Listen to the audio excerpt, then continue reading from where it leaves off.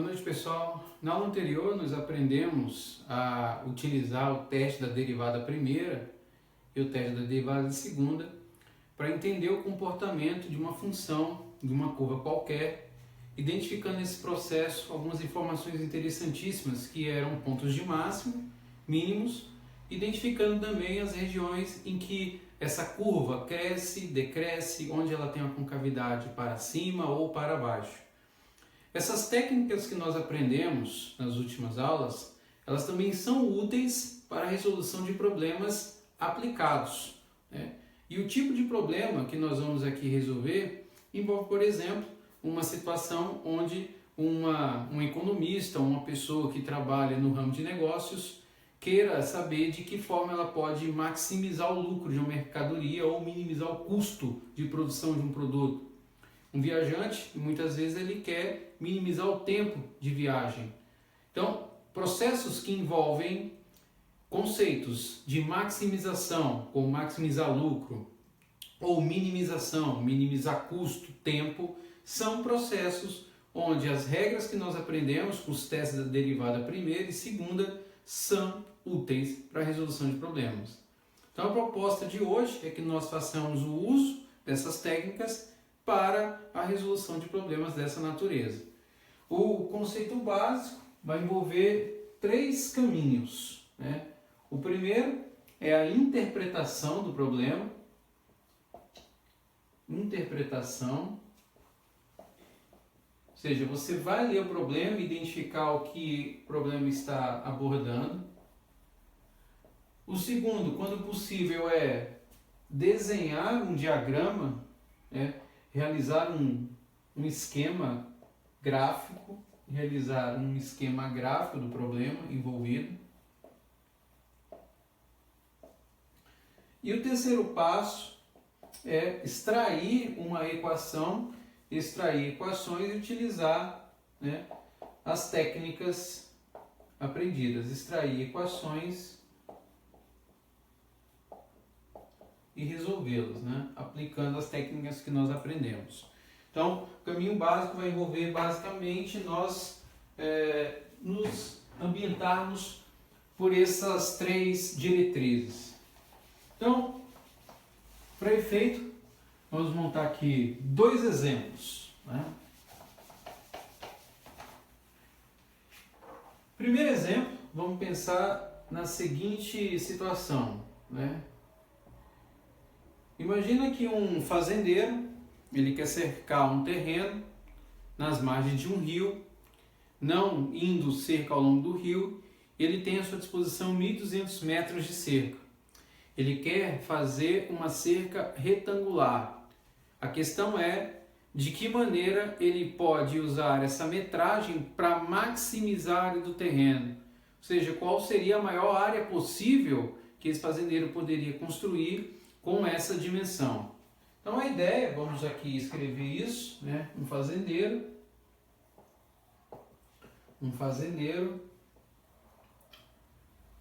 deseja cercar um terreno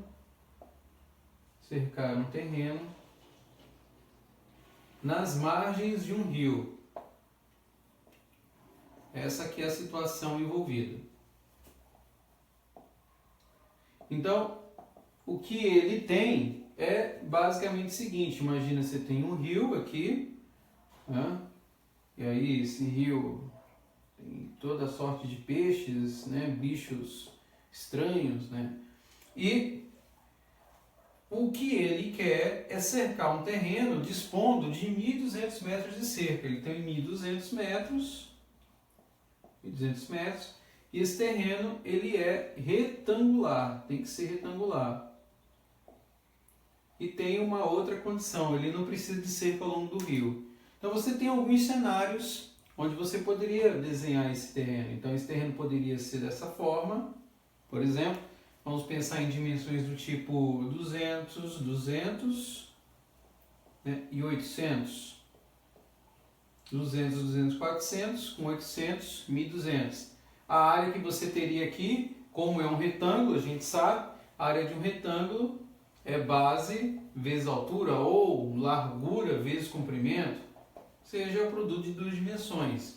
Nesse caso, em específico, se nós tivéssemos que mensurar, a área desse terreno seria o quê? O produto de 2 vezes 8, 16, são 4 zeros, seria 160 mil metros quadrados. Mas você poderia também ter outros cenários, como por exemplo, uma representação dessa forma. Você poderia ter, digamos, 500 metros de lado e 100 metros de frente, 200 metros de frente. 500, 200, 500, mil, 200, 1.200. Aqui produziria para você, saúde, 100 mil metros quadrados. Já é uma dimensão menor. Então, para evitar que você chute valores, nós vamos usar o cálculo diferencial. E é aí que as técnicas que nós aprendemos vão ser aplicadas. Então, na descrição do caso, eu já tenho uma daquelas características atendidas. Estou interpretando o problema. O segundo está aqui, ó. Eu estou criando um diagrama, um esquemático para entender o problema. O terceiro eu não fiz ainda, que é utilizar a ideia do cálculo, estabelecendo uma equação. Então, primeira coisa a ser feita, né? Vamos aqui reproduzir mais uma vez, né? Descrever o nosso rio, né? Tá aqui o nosso rio, com todos os seus animais, né? Estranhos que existem nos rios, e nós temos uma cerca aqui qualquer. Não sei as dimensões. Vou chamar de x, é o mesmo comprimento, e y. O que eu sei é que a área desse terreno é o produto de uma dimensão pela outra, do lado pela frente. E nós sabemos que a soma dos lados, que seria o que a gente chama de perímetro, é igual a 1.200 metros. É isso. Então nós temos essa representação. Então olha aqui, ó, 3 coisas envolvidas. Eu interpretei o problema, tenho o meu esquemático e tenho aqui a minha equação. A ideia agora é fazer uma mudança, ou seja, eu vou isolar o y para substituir aonde? Na equação aqui de cima. Então quando eu fizer isso, eu tenho y igual a 1.200 menos 2x, que o 2x vai passar para cá negativo, e aí eu substituo o y aqui. Quando eu faço essa substituição, então meu A vai ser igual a x, que multiplica y, que é 1.200 menos x. Feito isso, faço a distributiva, este com este, este com este. Então você vai ter lá 1.200x menos x ao quadrado. Então está aqui a minha função, a área, que é em termos de uma variável. Nessa equação, é interessante observar o passo anterior, porque já nos dá uma medida do que nós teremos que executar. Como eu estou trabalhando com área, eu quero a maior área possível, eu tenho uma ideia dessa equação da área que eu posso gerar. Por quê? Eu sei que eu não posso ter um valor de x igual a zero, porque zero anularia a expressão e aí eu teria área zero. Por um outro lado, eu também não posso ter uma área igual a quanto? Y menos 2x. Olha, eu estava cometendo equívoco aqui, né? É do y igual a 1.200 menos 2x. Então, menos 2x. Então, aqui é menos 2x quadrado. Ótimo. Beleza. Não podemos ter o x igual a zero. E também não podemos ter o que está aqui dentro do parênteses igual a zero. Porque eu não vou trabalhar com área nula. Então, 1.200 menos 2x igual a zero. Isso indica que 1.200 igual a 2x, passando para a direita. E aqui x igual a 600 seria o valor pelo qual eu anularia aquela expressão. Então, uma coisa eu sei, que a área que eu estou procurando, ela tem uma dimensão, né, de lado, que é um valor que está entre 0 e 600. Não é, obviamente, menor que 0, porque senão seria negativo, e não pode ser maior que 600, porque também torna isso aqui negativo. Então eu já sei que entre 0 e 600 ela está. Mas o que a gente vai fazer, na verdade, é usar a técnica que trabalhamos na última aula, que é derivar a função e encontrar seus números críticos e daí encontrar o que o exercício está pedindo, ele não quer maximizar a área, então é essa a estratégia a ser usada. Então, como um problema aqui é de maximização, né, e aí eu vou colocar aqui o objetivo é maximizar a área. Então, o que eu vou fazer aqui, na verdade, é voltar para a equação que nós abrimos, 1200x, né, menos o 2x ao quadrado, e usar os nossos procedimentos. Então, o que nós fazíamos na semana passada? Deriva a primeira função, derivado de 1200x é 1200, derivado de 2x ao quadrado é 4x. Encontro os números críticos, ou seja, faço isso quando a derivada é igual a zero. E quando eu faço isso, então eu tenho que o meu ponto crítico vai ser apenas um ponto crítico. Isso ocorre quando eu resolvo essa equação. Então aqui, isso ocorre quando x é igual a quanto? 300, porque 1200 dividido por 4. Esse é meu número crítico. Esse é meu candidato ao valor que vai maximizar essa função. Então o que eu faço na próxima passagem? Monto meu quadro, uma tabelinha, identificando os intervalos onde a função cresce e decresce. Então daí que eu venho, faço isso. Intervalo. Esse é um caso mais rápido do que nós fizemos, por quê? Porque aqui eu só tenho uma função envolvida, que é o 1200 menos 4x. Então daqui eu já posso chegar direto na conclusão. Não preciso fazer muitos testes. Então o intervalo que eu tenho, obviamente, é um x que tem que ser no mínimo maior do que zero. E o candidato aqui é 300, então é menor que 300. E o x maior que 300. A gente sabe que esse x aqui é maior que 300 com restrição. Ele não é maior que 600 também. Nós já mostramos isso. Mas vamos colocar dessa forma, até para dar ensejo ao que nós fizemos antes. Então daí eu faço o teste. E aí o teste indica o seguinte: quando eu coloco um valor de x entre 0 e 300, você testa um valor aqui. Então isso aqui vai ser um valor positivo. Por exemplo, 200, 4 vezes 200, 800. 1200 menos 800 é positivo. E se você colocar maior que 300, por exemplo, um 400 aqui vai dar negativo. Olha, crescente, decrescente. Então isso está indicando para nós que eu tenho um ponto de máximo. E o interessante aqui é que eu não preciso necessariamente derivar mais uma vez para encontrar lá a derivada segunda, a certeza de que de fato esse é um ponto de máximo, porque ele só queria que eu encontrasse o máximo e só tem um ponto crítico. Então, naturalmente, a nossa curva de fato vai apresentar um máximo em x igual a 300. Então daqui você encontrou que de fato 300 é o máximo, daí você volta para a equação e resolve. Nós tínhamos lá que era 2x mais y igual a 1200. Esse x é o nosso 300. Então aqui vai ficar 2 vezes 300 mais y igual a 1200. Portanto, fazendo as contas aqui, eu vou ter 1200, aqui vai dar 600. Passando para cá, você vai ter 600. Então, 600 é uma dimensão de frente. 300 é a dimensão do lado. Portanto, essas são as dimensões que vão maximizar a área. E aí nós podemos, de fato, testar.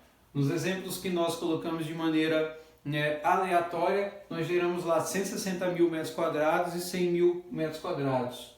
Então aqui, ó, com os dados que nós obtivemos com x igual a 300 e com y igual a 600, essas dimensões elas maximizam a área, que no caso vai ser de 180 mil metros quadrados. Então, isso daí finaliza o primeiro exemplo, um exemplo de aplicação razoavelmente simples. Percebe-se que não é necessário executar muitas passagens, você só tinha um número crítico, então quando você identificou que aquele ponto era o ponto de máximo, você matou o problema, correto? Agora nós vamos fazer um outro exemplo que envolve uma aplicação também de otimização. Esse é o caso que nós vamos agora listar para vocês.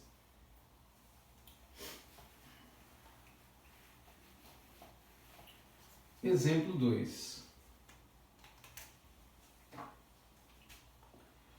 No exemplo 2, a ideia é pensar em um problema que é bem comum de você se deparar ao ir no mercado. Às vezes você está lá no mercado, vê um produto, uma lata num formato não muito comum, e aí você acha que aquela lata contém uma quantidade de um produto, uma quantidade que você supõe ser maior do que ela tem, e você acaba adquirindo. E aí quando você se depara às vezes no rótulo, você vê que a quantidade é na verdade a mesma, até vezes menor. O que isso ocorre? Porque ocorreu uma modelagem, foi feita uma modelagem matemática com a estrutura da lata, da região, de modo a passar para o consumidor que o que tinha ali é na verdade menos do que ele imaginava ter. Então, processos dessa forma também podem ser vistos à luz de um plano de otimização. E a ideia aí do nosso exemplo, no caso, é pensar da seguinte forma: vamos encontrar essa ideia, encontre as dimensões que minimizarão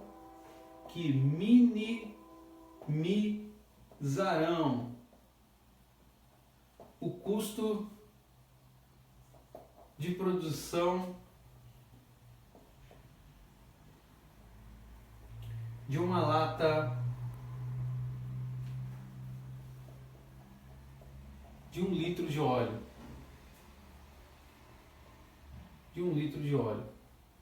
Essa que é a ideia do exemplo que nós vamos aqui trabalhar. Eu quero encontrar as dimensões que minimizarão o custo de produção dessa lata que contém 1 litro de óleo.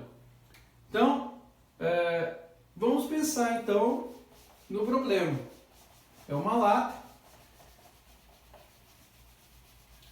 e essa lata deve conter 1 litro de óleo. Então, se eu penso numa lata, é algo dessa natureza. Tem uma estrutura em lata, vamos colocar dessa forma, e eu quero encontrar as dimensões que vão minimizar o custo de produção dela.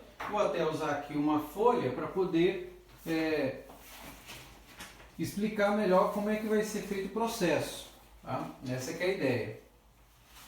Bom, essa lata ela tem naturalmente uma altura, que eu vou chamar de H, e a seção de base de área é a seção de uma circunferência, que eu vou mencionar aqui que tem um lado R.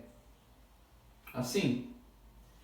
Então, você já tem uma coisa, que a superfície dessa lata, ela é composta pela soma das áreas do topo e da base dessa expressão, ou seja, com a área de uma circunferência πr ao quadrado, então tem 2πr2, base tampa, e mais a área lateral. E aí, para entender melhor a área lateral, a gente vai usar um papel aqui para explicar o porquê disso. Imagina que você tem uma folha de papel simulando uma lata, como essa, a base, o topo. Se eu quiser saber qual é a dimensão da lateral, o que eu faço? Abro a folha e imagino o seguinte: olha, quando eu abrir, o comprimento dela, que eu sei, é multiplicado pela altura, que eu também já conheço. Então isso indica o seguinte: olha, se o comprimento da lata é 2πr, correto? Para a superfície, ela vai ser o produto com a área. Então é 2πrh. E aí eu tenho a superfície da lata. Tem uma expressão, mas tem um problema. Essa expressão é uma função de duas variáveis, R e H. O que eu preciso fazer? Resolver em termos de uma única variável. Com isso, eu vou ter que usar uma outra informação. E aí, claro, vai ter que ser dado para você que essa lata ela tem um volume. É o produto das duas dimensões, de 3 dimensões. Então, é o produto da dimensão da área, πr ao quadrado, pela altura. V igual a πr2 vezes H. E 1 litro de óleo, nós também podemos fornecer esse dado equivale a 1.000 centímetros cúbicos, que eu venho e coloco aqui. 1.000 igual a πr ao quadrado h. E essa equação ela vai ser interessantíssima porque ela vai linkar com essa equação aqui. E aí o que eu faço? Eu isolo h, escrevo então como 1.000 sobre πr ao quadrado. É isso que eu vou fazer. Essa equação depois a gente vai voltar a usar ela e vocês vão perceber que ela é importantíssima no resultado que nós vamos atingir. Então eu venho e substituo o meu h agora aqui, ó, nessa equação. E aí que eu vou desenvolver o meu processo agora. Então vamos lá. Então o que eu faço? Eu substituo, né, repetindo aqui primeiro 2πr ao quadrado, 2πr e multiplico por h. Então mais 2πr e multiplico pelo h que nós separamos. Então está aqui o h 1.000 sobre πr2. Ele aqui.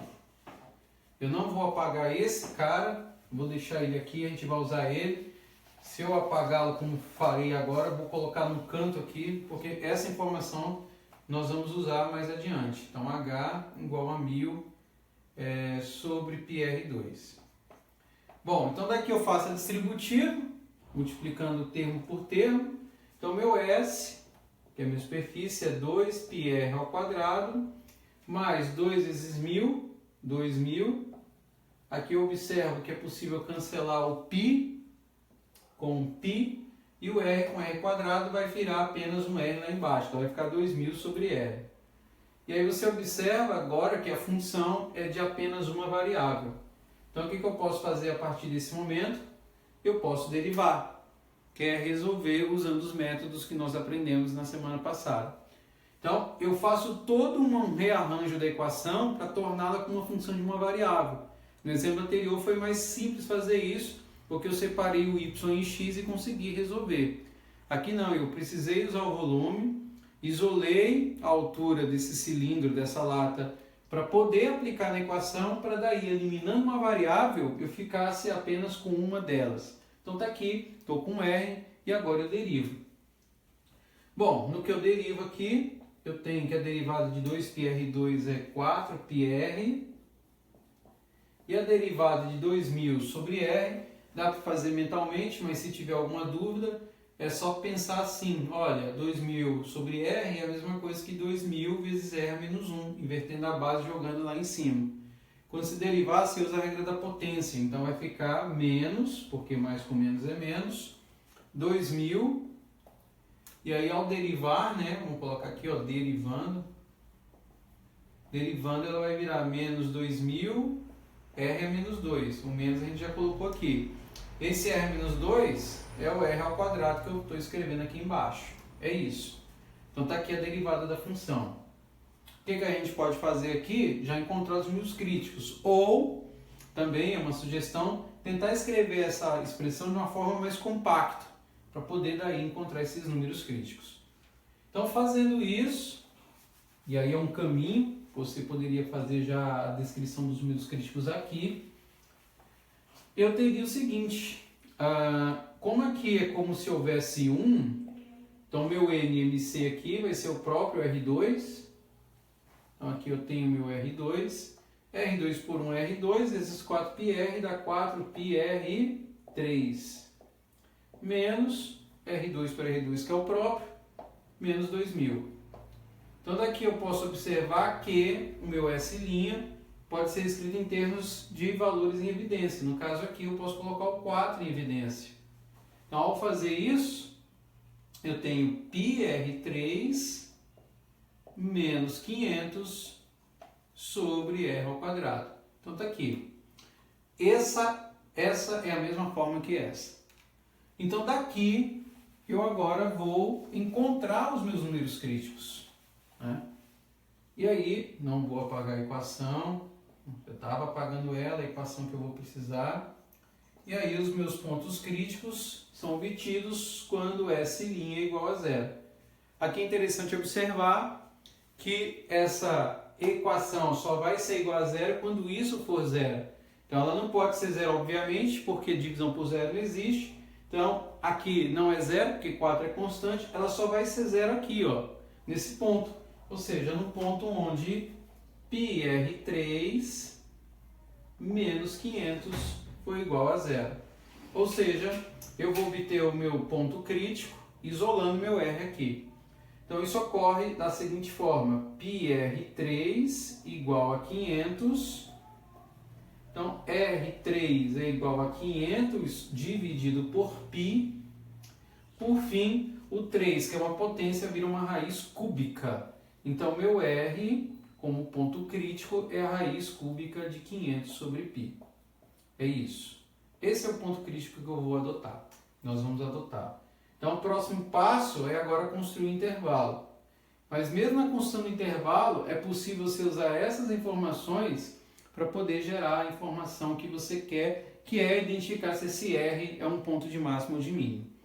Correto? Existe outra maneira também, naturalmente, de você calcular esse R, que é obter numericamente esse dado usando uma calculadora. Tá? Bom, então daqui é o seguinte, nós vamos construir um intervalo. Então vamos lá para a métrica do intervalo.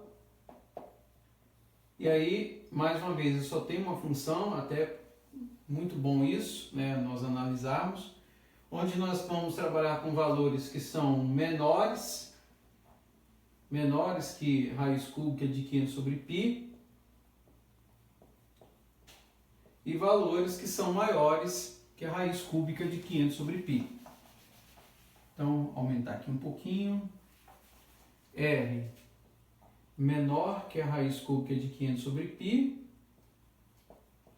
e valores onde R é maior que a raiz cúbica de 500 sobre π. Aqui eu vou colocar mais uma vez a função que nós habituamos a trabalhar, que é 4 πr3 menos 500 dividido por r ao quadrado. E daqui nós vamos sinalizar qual é a conclusão que obteremos com esse resultado. Então, a maneira de escrever dessa forma agora tem o sentido que a gente estava buscando. Muitas vezes, se a gente não tem um calculador dedicado, fica difícil identificar que tipo de número eu posso colocar aqui. Mas a forma como está escrita a função, da maneira que nós derivamos, nos dá um indicativo. Essa função, ela só vai ser negativa se o que está aqui dentro for o que? Menor do que zero. Ou seja, o que é πr3 menos 500 menor do que zero? É a mesma coisa que escrever aquela mesma equação na forma de uma desigualdade. Que é isso que a gente tem aqui. Se você for perseguir esse processo, você vai cair exatamente aqui. Então, ela é negativa quando isso é menor do que zero e é, obviamente, positiva quando isso aqui é menor do que zero. Então, isso indica para nós que eu tenho uma função que é decrescente pelo teto da derivada primeira e crescente. Ora, decrescente, crescente, então chegamos à conclusão de que, de fato, R igual a raiz cúbica de 500 sobre π é, de fato, um ponto de mínimo dessa função. Ou seja, eu estou atendendo o que o exercício está pedindo, que é encontrar um valor que minimize o custo de fabricação da lata. Só que a pergunta era quais eram as dimensões e agora o porquê de eu ter guardado essa equação até o momento. Porque essa equação ela estabelece a relação entre a altura da lata e o raio dela. O raio a gente já sabe que tem que ser dessa maneira. Então o que eu faço agora? Eu vou substituir essa informação aqui nessa equação e daqui tirar uma relação entre H e R, que é o meu objetivo final. Então vamos lá.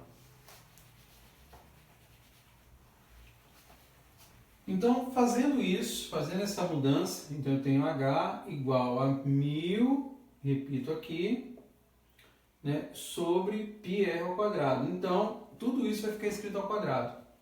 Então, ao quadrado, vamos colocar aqui, eu posso reescrever da seguinte maneira. Olha, 500 sobre π, na raiz cúbica, se eu reproduzo na forma de potência, equivale a você escrever o quê? 1/3. Denominador dentro da raiz, só que tudo isso está elevado a quê? ao quadrado, é o que está sendo pedido aqui, correto? Então, dessa forma, eu tenho que 1000 vai ficar escrito como π vezes 500 sobre π elevado a quanto? A potência de potência, multiplica as potências a 2/3. E aí chega num ponto que é interessante. Por quê? Porque eu tenho uma relação de π que pode ser descrita aqui na forma de potência. Olha só, você tem um π no numerador e um π no denominador. Na divisão, o que você faz? Repete a base e subtrai o expoente. Então, nesse processo, eu tenho então que o meu H vai ficar escrito como 1000. E aí, fazendo a conta aqui, ó, π elevado a 2/3. Então, 1 menos 2/3 equivale a 1/3. Então, aqui eu estou dizendo que π está elevado a 1/3. E aqui eu repito apenas o 500, que continua elevado a 2/3. Essa que é a ideia. Correto? Eliminei aqui, ó. Está aqui eliminado. Só que essa mesma estratégia que eu uso com π, também posso fazer com 500. Por quê? Porque 1000 é produto com 500, é múltiplo. Então daqui eu posso fazer a mesma coisa. Mas para isso eu faço uma quebra no 1000. Então eu escrevo ele como 2 vezes 500, do jeito que eu fiz aqui. Repito o meu π elevado a 1/3 e aqui 500 elevado a 2/3. Tá vendo? Ou seja, utilizo o mesmo mecanismo. Aqui é como se houvesse 1, divisão, repete a base, subtrai expoente. Então daqui eu tenho que o H, né, H vai ser igual a 2 vezes 500 elevado a 1/3, por quê? Porque 500, 1 menos 2/3, 1/3, sobre π elevado a 1/3. O que é interessante aqui é que agora eu posso escrever ambos na mesma potência, ó, é a mesma potência, então vai ficar 500 sobre π elevado a 1/3, e que, se você lembrar, é a mesma coisa que escrever 2 vezes raiz cúbica de 500 sobre π. Mas isso para a gente também não é novidade. Por quê? Porque raiz cúbica de 500 sobre π era justamente o valor de quem? Do raio que eu precisava, que eu encontrei lá, que minimizava a construção da lata. Ou seja, a conclusão que eu tenho agora é que as dimensões que me permitem construir essa lata de maneira a minimizar o custo de produção é de tal forma que essa lata tenha que possuir uma altura que é igual ao diâmetro dela, ou seja, 2 vezes o raio. Então eu estou pensando numa lata, né, que tem uma forma quadrada, algo assim, ou seja, essa dimensão é da mesma natureza da altura que eu tenho. E aí eu tenho o exercício terminado. Correto? Então aí uma aplicação interessante também do uso do teste de derivada primeira e segunda, e com isso a gente finaliza, né, esse tópico. Se curtiu, dá aquele like, compartilha aí o canal a todos, e é isso aí. Valeu!